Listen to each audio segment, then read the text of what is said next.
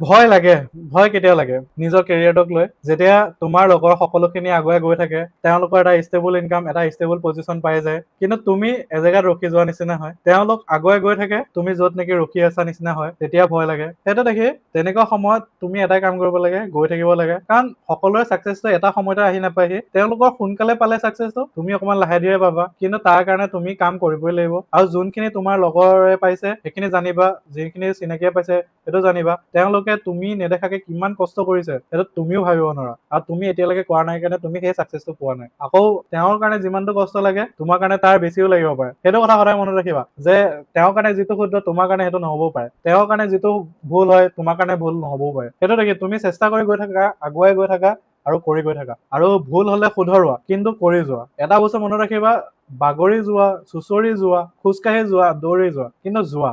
লাগিলে চুঁচৰি বাগৰি হলেও গৈ থাকা, যাবই লাগিব। তেতিয়াহে তুমি তোমাৰ ছাকচেছ পাবা। আৰু কষ্ট কৰা, মানুহে নেদেখাকে যিমান পাৰা কষ্ট কৰা, তেতিয়াহে তুমি তোমাৰ নিজৰ সেই সপোন, যিটো এক্সপেক্টেশ্যন তুমি আছা ন, সেই সপোনটো তুমি পূৰ কৰিব পাৰিবা। আৰু মানুহে ডিসএপইণ্টমেণ্ট কেতিয়া হয় আৰু কেতিয়া এনেকুৱা ধৰণৰ ভয় লাগে, যেতিয়া তুমি কি দেখিছা, আমি এতিয়া কেৰিয়াৰ কেতিয়া চুজ কৰো, কেনেকে চুজ কৰো, সেইটো হৈছে সমাজক দেখিছো আগতে কোন মানুহ গৈছে সেইবিলাকক দেখি পেলাই আমি নিজৰ কেৰিয়াৰটো চুজ কৰো ন, যে এইটো পঢ়িম, এইটো হ'ম, এনেকুৱা হ'ম, এনেকুৱা হ'ম। সেইটো আমাৰ এক্সপেক্টেশ্যনটো আমাক কি কৰি পেলাই, আমি এনেকুৱা এটা বজে আমি একে আকাশৰ ওপৰত উৰি থাকো মানে।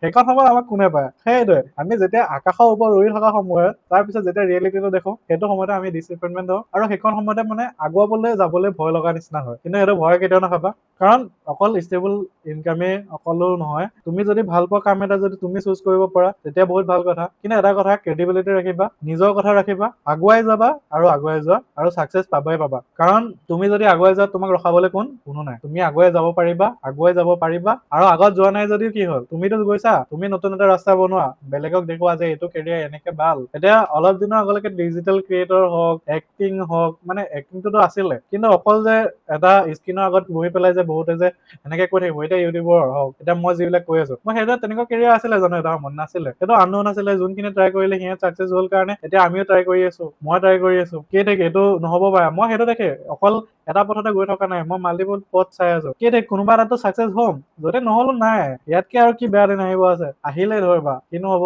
এটলিষ্ট মইতো কিবা শিকি গৈছো, এটা শিকি যাম, কৰি যাম, আগুৱাই যাম। এটা কথা মনত ৰাখিবা, নতুন বস্তু আহি থাকিব, কাৰণ এআই যুগ হৈছে, এআই বহুতখিনি চেঞ্জ কৰিছে, জব মাৰ্কেট চেঞ্জ কৰিছে, সকলো চেঞ্জ কৰিছে। কিন্তু আমি এটাই কৰিব লাগিব, শিকি যাব লাগিব, আগুৱাই যাব লাগিব, আৰু আমাৰ নিজৰ লক্ষ্য পাবই লাগিব, আৰু আমাৰ নিজৰ যিটো সপোন, এক্সপেক্টেশ্যন, সেইটো পাবই লাগিব। সেইটোৱে, যিমান পাৰা ট্ৰাই কৰি গৈ থাকা, আৰু আমাৰ সপোন পূৰাও হওক।